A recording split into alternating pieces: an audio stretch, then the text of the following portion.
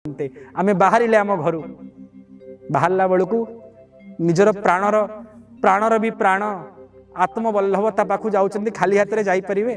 घरे जहाँ भी किसी होती तुलसी फूल नड़िया कदली धरी समस्ते आम घर बाहर आपण मो सहित बाहरतु आज्ञा कहीं चिंता भी करतुनि आपण कौटी अच्छा बोली मन भितर ए प्रकार भाव को परिप्रकाश करंतु आपण माने बाहरी श्रीक्षेत्र को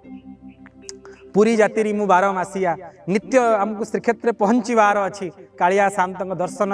लाभ करिवार अच्छी आम बाहर वर्तमान पुरस्तम घर बाहरला बेलू निजको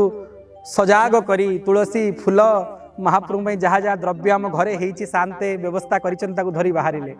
आ घर बाहरला बेलू समस्ते कहे गला बेलू टे आम कथा छामुरे जनईदब आम सीना जगन्नाथ पाखु जापरुनु तमे परा जाऊच टे जगन्नाथ मो कथा जनईदब समस्त घर लोक कथा शुणिले आम धाइले वर्तमान आम बर्तमान कौटी अच्छे ना आम वर्तमान बाटमंगलार